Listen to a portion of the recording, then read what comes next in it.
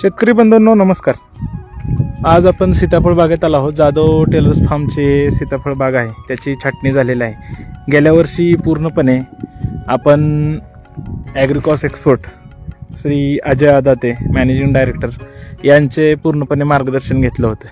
याही वर्षी आपण मार्गदर्शन घेत आहोत. इतर शेतकऱ्यांना प्लॉटबद्दल माहिती मिळावी याकरता हा लाईव्ह केलेला आहे.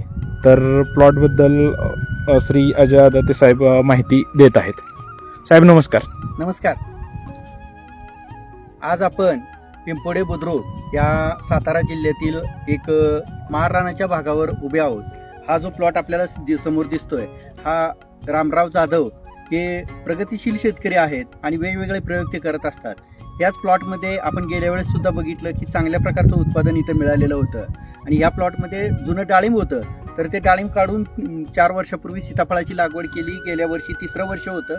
खूप चांगल्या प्रकारे उत्पादन मिळाल्यानंतर ह्या वर्षीचं करावयाचं नियोजनामध्ये ज्या गेल्या वर्षी त्रुटी राहिल्या होत्या त्या सगळ्या त्रुटी ह्या वर्षी आपण सॉल्व्ह करून घेतलेल्या आहेत. त्याच्यामध्ये पहिली गोष्ट आपण ह्याला केली की ह्याचं माती आणि पाणी परीक्षण याचं करून घेतलं. जमीन तुम्हाला खडकाळ दिसते, जमीन इथं मुरमाड दिसते आणि ह्या जमिनीचं माती आणि पाणी परीक्षण करून घेतल्यानंतर आम्हाला असं लक्षात आलं सल्फरचं प्रमाण अत्यंत कमी आहे, मॅग्नेशियमचं प्रमाण अत्यंत कमी आहे आणि फेरसचं प्रमाण अत्यंत कमी आहे. पोटॅश आणि फॉस्फरसची मात्रा ह्याच्यामध्ये जास्त आहे. पण सेंद्रिय खतांचा अभाव असल्यामुळं इथं आपण जास्तीत जास्त शेणखत ह्या वर्षी टाकून घेतलेलं आहे.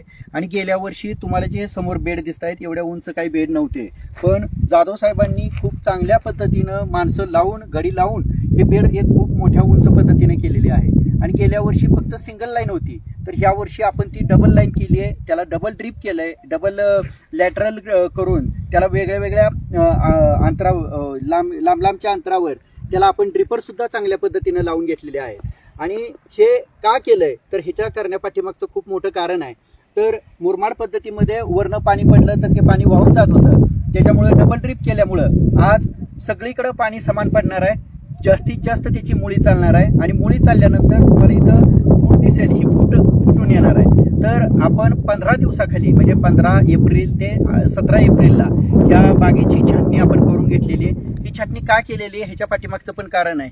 ह्या महिना अखेरला म्हणजे आज सरासरी 30 तारीख आहे, तर 30 तारखेच्या आसपास हा पावसाचं वातावरण सांगितलं गेलं होतं. म्हणजे फुटून आल्या आल्या त्याला एक चांगलं गारवा मिळावा म्हणून आपण हे वातावरण तयार करण्यासाठी ह्याची छाटणी ही 15 दिवसाखाली आपण घेतली आणि हे आता फुटून आलेलं आहे. आणि इथं आपल्याला छोट्या छोट्या आकाराच्या कळ्या सुद्धा आपण हळूहळू आता दिसणार आहे.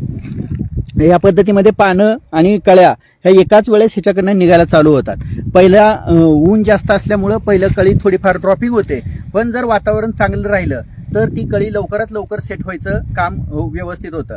हा बेड करताना आपण माती परीक्षणानुसार त्याचा बेसल डोस व्यवस्थित टाकलेला आहे, त्याच्यात शेणखत व्यवस्थित भरलेलं आहे. आणि हे सगळं केल्यानंतर आता जी छाटणी केली आहे, छाटणी केल्यानंतर पहिल्यांदा त्याचा बोर्डोची पेस्ट आपण खालच्या बाजूला लावून घेतलेली आहे.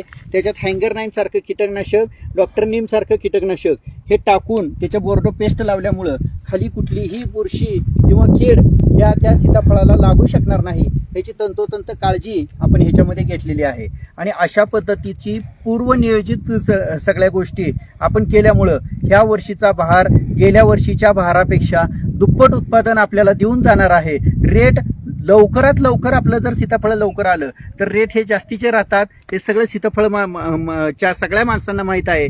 NMK 1 जातीचं हे सीताफळ असून ह्या सीताफळाची छाटणी, बेडचं नियोजन, डबल ड्रिपचं नियोजन, बोर्डो पेस्ट आणि इथं केलेलं छाटणीचं नियोजन ह्या सगळ्या गोष्टी एप्रिल महिना अखेर पूर्ण करून घेतल्यामुळं आपल्याला भविष्यामध्ये चांगल्या उत्पादनाची निश्चितच अपेक्षा आहे.